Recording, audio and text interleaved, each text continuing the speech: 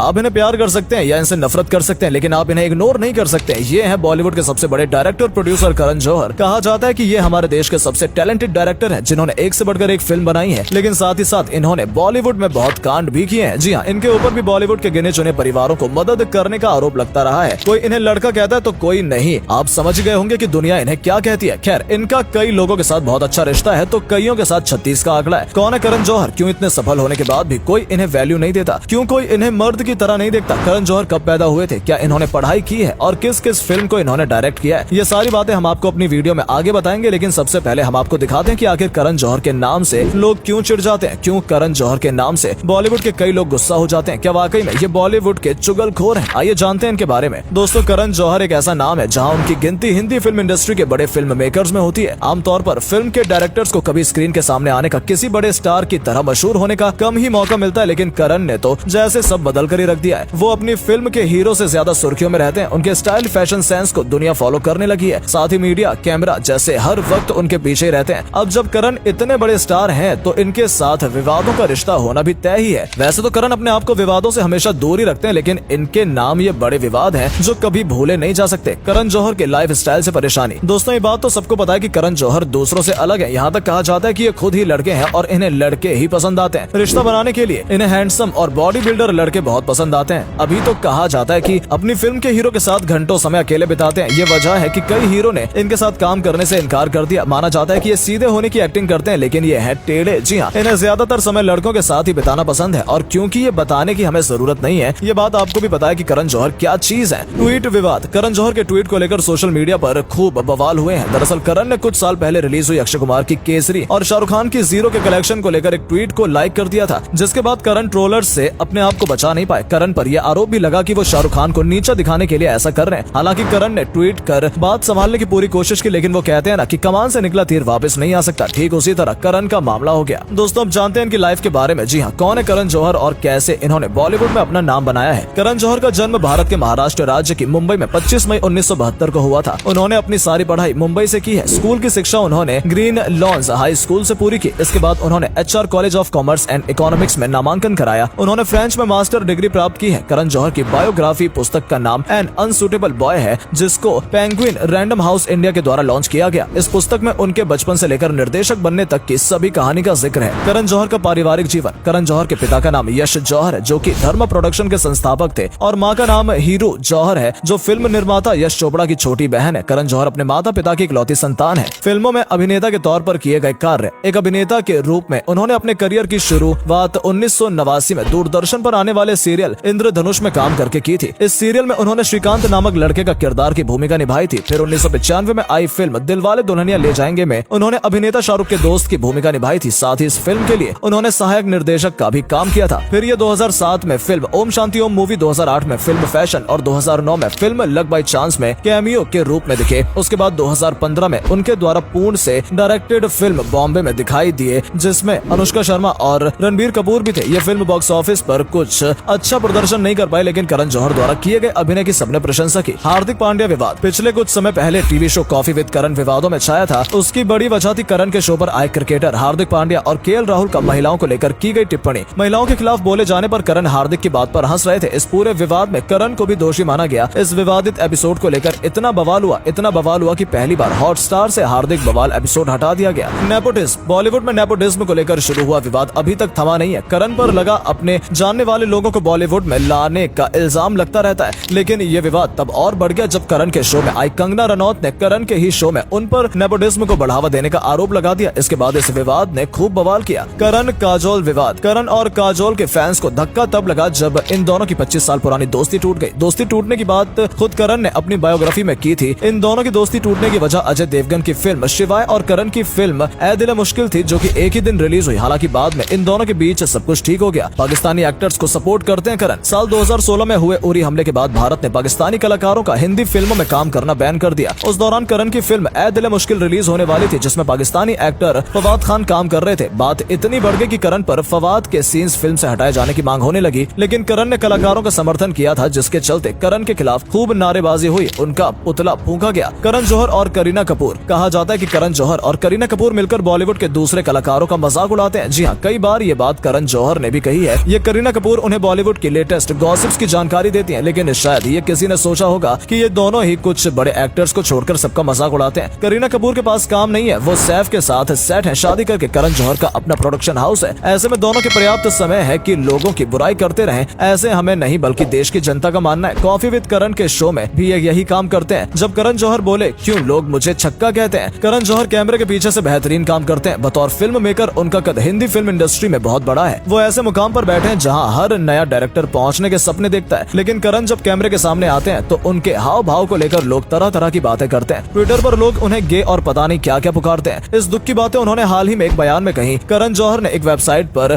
Column लिखा। इस column का नाम है करंट अफेयर्स। इसमें उन्होंने सेक्सुअलिटी पर लोगों के भद्दे कमेंट्स के बारे में अपनी टीज को बयान किया है। उन्होंने लिखा है, ऐसा क्यों है कि जब भी मैं इंस्टाग्राम पर पाउटिंग पिक्चर शेयर करता हूं तो लोग मुझे छक्का या गे कहते हैं। करण जौहर ने ये कहा कि मैं फिल्म इंडस्ट्री से जुड़े उन शुरुआती लोगों में से हूं जो ट्विटर पर सबसे पहले आए। तब मुझे लगा था कि मैं एक ऐसे संसार में कदम रखने जा रहा हूं जहां लोग मुझे पसंद करेंगे, मेरे बारे में जानेंगे, मेरे काम के बारे में जानेंगे, सब कुछ बहुत अच्छा होगा। लेकिन जब मैंने यहाँ अपने विचार रखने शुरू किए और जो लोग मुझसे जुड़े उनकी भाषा मेरे प्रति काफी अपमानजनक होती है, सुबह उठते ही मुझे गे और कई भद्दे नाम से गुड मॉर्निंग कहा जाता है, लगातार मुझे छक्का कहा जाता है। उन्होंने आगे लिखा, मैंने ये जानने की कोशिश की आखिर क्यों लोग मुझे लगातार भद्दे नामों से बुलाते हैं। मैंने इस बारे में अपने दोस्तों से पूछा, परिवार से बात की, यहाँ तक कि थेरेपिस्ट से भी संपर्क किया। मैंने उनसे पूछा कि जब भी मैं इंस्टाग्राम पर पाउटिंग पिक्चर शेयर करता हूँ तो लोग मुझे छक्का या गे कहते हैं। थेरेपिस्ट से पूछा कि आखिर मेरे साथ ही लोग इस तरह से बातें क्यों करते हैं। समझता हूँ कि मैं बॉडी बिल्डर टाइप नहीं हूँ। जब मैं डांस करता हूँ तो भूल जाता हूँ कि मेरे हाथ और पाँव कहाँ जा रहे हैं। इस ट्वीट को बॉलीवुड के लगभग सभी बड़े स्टार सपोर्ट कर रहे हैं। आपका क्या कहना है इस ट्वीट के बारे में, हमें कमेंट करके जरूर बताएं। वीडियो अच्छी लगी हो तो वीडियो को लाइक और शेयर करना बिल्कुल ना भूलें। धन्यवाद।